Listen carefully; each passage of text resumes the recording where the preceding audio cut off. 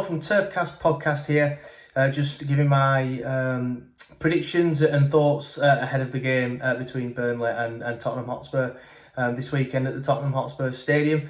My thoughts on Burnley's season so far, we're not where we would like to be, let's be honest. Obviously still looking over our shoulders, and we've had more than enough chances to pull away from this relegation battle.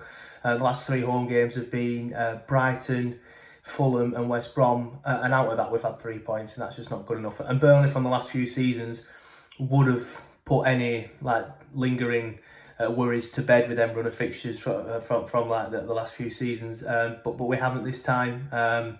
We're just not as good at creating chances this season and putting the ball in the back of the net. We're still solid at the back, so there is that. Going forward, we've not been anywhere near as good. Standout players for this season, there's not been too many, if I'm being honest with you. Recently, you've got to go with Matt Lawton, but he has struggled for form in the last few seasons, so it is really good to see him getting back into form. But other than that, you've got obviously James Tarkowski, he's class, he'll always be class, and Nick Pope as well, obviously the goalkeeper. But like I said, we are still solid at the back, and normally you'd want one of your forward players, like normally Chris Wood, Mate Vydra. We're putting the ball in the net. Well, Vydra, when he gets a chance, he doesn't play too much, to be honest. Ashley Barnes and Dwight McNeil creating in midfield, but we've just not had that this season. So that's why I'm choosing defensive players. But defensive players have done well at Burnley over the last few seasons. My thoughts on Tottenham and your season so far ahead of the game. Again, you're a team that is not where you really want to be, to be honest, to a lesser extent than us. Obviously, you're not looking over your shoulder.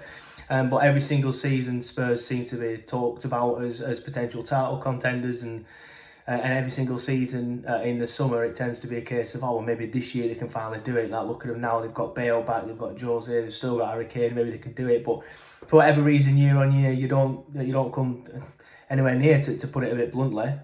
So yeah, I think it's a case of you need to start picking up form. Your form recently has been an absolute shambles. To be honest, again, just to put it bluntly, I'm just looking at the stats that Chris sent me ahead of this video. You've lost 5 of your last 6 in the league. That's not good enough for Spurs. That's not good enough for Spurs. And does that give us confidence, or does it worry me? I'm a pessimist, so it worries me. I think it could be a case of a wounded animal, the old cliche.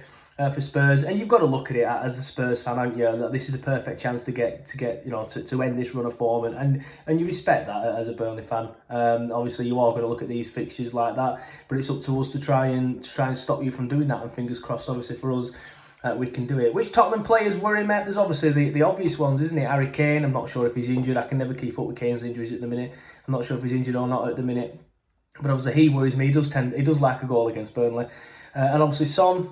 He scored the wonder goal against Burnley last season or the season before. I think it was last season, wasn't it? So he worries me as well. And obviously Gareth Bale as well. I know he's not done too well since re-signing for Spurs, but recently he has started to, find a bit of form. You rested him in midweek, didn't you? I think for the Europa League game. So he's going to be full of confidence after some decent performances, and I think he'll probably get a start. I think that's why Jose rested him on Thursday or Wednesday, whatever it was you played in the Europa League. So I think Gareth Bale could start, and I think him against our fullbacks. I mean, our fullbacks have done well recently, but they're not the fastest in the world, and it's a good job Charlie Taylor's played and not Eric Peters as well, to be fair, because he does lack a bit of pace, as our Eric, as much as we love him. Score prediction, excuse me, I'm going to go 2-0 Tottenham.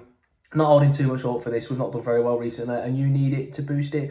My predicted lineup's pretty much bang on to be Burnley, to be fair. The only thing that is a little bit different is we have a few injuries, so we're not really knowing who's going to play where. But it'll be Pope at the back, Charlie Taylor at left back, Matt Lawton at right back, Ben Mee and Tarky in the middle, Jack Cork and Westy in the middle of the park, central midfield, and probably Brownhill on the right. I would prefer Brownhill in the middle, but we've had some injuries, so we don't have any right midfielders at the minute. And on the left, it will be Dwight McNeil. Now up front, I'm hoping for Chris Wood and Jay Rodriguez. If we play them two, we have a chance of maybe nicking something on a set piece if we're strong at the back and maybe winning 1-0 or getting a draw.